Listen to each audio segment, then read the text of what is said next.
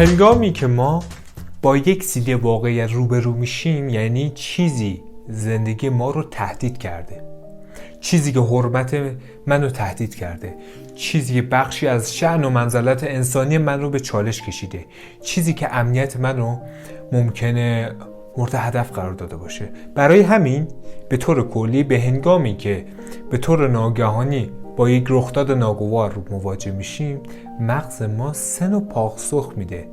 معمولا ستیز یا جنگ، گریز یا فرار، و فریز یا یخزدگی یا خوشزدگی یا خشکمون میزنه.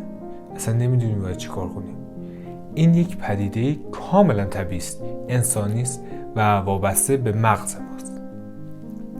یک کارخونه به نام مغز هنگامی که تهدید دریافت میکنه، انگار که شکاف میفته عین آنچه که من میخوام و آنچه که جهان به من میده. یک شکاف ایجاد میشه که این که به من داده نامطلوب منه و اون چیزی که من میخواستم. وقتی شکاف به وجود میاد، مغز ما به طور اتوماتیک همه انواع بشر اینجوری هستن، همه زن و مرد و پیر و جوان نداره، همه بشر، یا اینکه فکر میکنیم که باید بجنگیم، برای همین ضربان قلبمون میره بالا، عضلاتمون صفر میشه، تنفسمون ممکنه حبس بکنیم، نفسمون رو حبس کنیم تو سینه، یا ممکنه که حالتهای فرار به ما دست بده که هر چه سریعتر بخوایم از این موقعیت بگریزیم و فرار بکنیم. بنابراین چون سیلی‌های واقعیت تهدید کننده هستند، نزد ما به طور کلی یک چنین مود یا ذهنیتی می شود که آیا اینجا باید بجنگم یا باید فرار بکنم، یا بعضی مواقع نمیدونیم اصلا چه کار بکنیم، انقدر گیج و منگیم که باید یک نفر باشه که ما رو هدایت بکنه و واقعا خشکمون میزنه. هنگامی که ما مغزمون حالت ستیز یا جنگ رو به خودش میگیره، احساساتی که ما تجربه میکنیم بیشتر خشم، ناراحتی، تحریک پذیری، از کوره در میریم، فیوزمون میپره و پرخاشگری رو میتونیم به راحت ببینیم. هنگامی که مغزمون در حالت گریز قرار میگیره، بیشتر ترس داریم، اضطراب داریم، نگرانیم. چی میشه اگه اینجوری بشه؟ چی میشه؟ من چه کار باید کنم اگه اتفاق بیفته؟ یعنی ذهن افلایز میکنه یا داره فاجعه بینی میکنه، افتضاح سازی میکنه در درون خودش. نگرانیم، نشخوار فکری داریم، دائما اصلا چی میخواد بشه. و وقتی در حالت فریز قرار میگیریم، اصلا نمیدونیم باید چه کار بکنیم. در حالت میخکوب شدن، خوشزدگی، مثلا من یخ زدم اونجا، همینجوری اصلا نمیدونستم باید چه کار کنم. خیلی از ما در چنین شرایطی قرار میگیریم یا گرفتیم. شاید بعضیا حالت کرختی رو داریم، بی‌رغبتی رو داریم، بی‌حالی رو داریم، بی‌حوصله‌ای رو داریم، بیشتر تو حالت هپروتی، مثلا همونجوری نشستیم تو فکر، همینجوری انواع و اقسام فکر و تفکر رو به حال سراغ ما میاد و بی تفاوتی محض. یه حالت انفعال به خودمون میگیره، احساس ناامیدی داریم، احساس سرخوردگی داریم و احساس درموندگی. یعنی هیچ کاری نمیشه. این سه نوع واکنشیه که به طور معمول انسان‌ها وقتی که دریافت میکنه اون سیلی واقعیت رو ممکنه نشون بدن. برخی از ما ستیزگریم، بعضیامون گریز، فرار رو انتخاب میکنیم، دست خودمون هم نیست، یا بعضیمون همینجوری موندیم. حالا چه آدمایی چه واکنشی رو نشونن؟ کدوم یکی از این واکنش‌ها رو واکنش بهتری میشه گفت؟ ما نمیدونیم.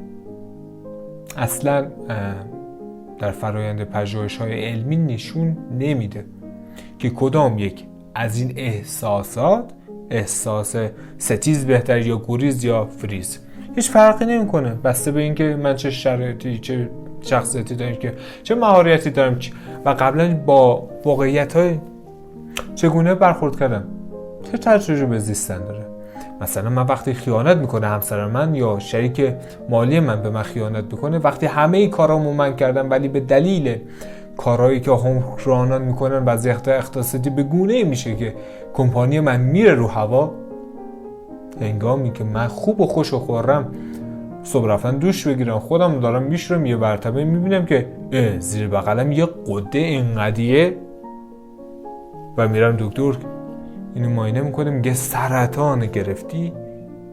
اینجا حالت ستیز پیدا میکنم یا گریز یا فریز، نمیدونم، یکی از این سه تا به ما دست میده. ولی کدوم اینا بهتره؟ هیچ کدومش نه بهتری داره نه بدتری داره.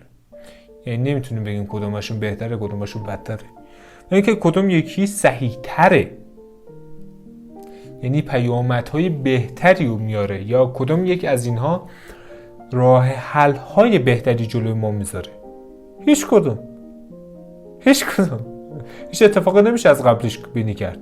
پس روش مقابله بین این که چیز رو از دست میدیم، یا فقدان روبرو میشیم، یا با سوگ روبرو میشیم، یا با سیلی روبرو میشیم، هر کدوم که هست هر انسانی به شکل متفاوتی این رو نشونده و یه رویکردی که برای یک نفر مفیده.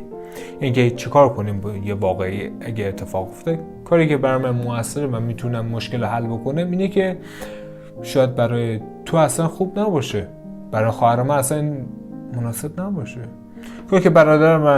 کاری که برای برادر من موثره شاید برای من اصلا موثر نباشه. اینکه کدوم یکی از واکنش‌ها خوب است معلوم نیست، و اینکه چه پاسخی بهترین پاسخ است از فردی به فردی دیگه فرق میکنه. اما نکته‌ای که میخوام خدمتتون بگم اینه که شما اگه سیلی واقعیت به شما نواخته میشه، اینکه هر ناگواری به وجود بیاد، هر نوع سیلی واقعیت که شما احساس فقدان و شکاف ایجاد میکنه بین آنچه که میخواستید و آنچه که دنیا بهتون داده، به شما کدام یکی از این سه تا پاسخ‌ها رو بیشتر تجربه میکنید؟ بیشتر ستیز میکنید یا بیشتر گریز یا حتی فریز؟ خیلی خوبه که سبک خودتون رو بدونید، شیوه پاسخ دادن ناخودآگاه خودتون رو بدونید، به فقدان، به سیلی‌های واقعیت بینا بشناسید خودتون رو، اونگاه بهتر میتونید به خودتون کمک بکنید.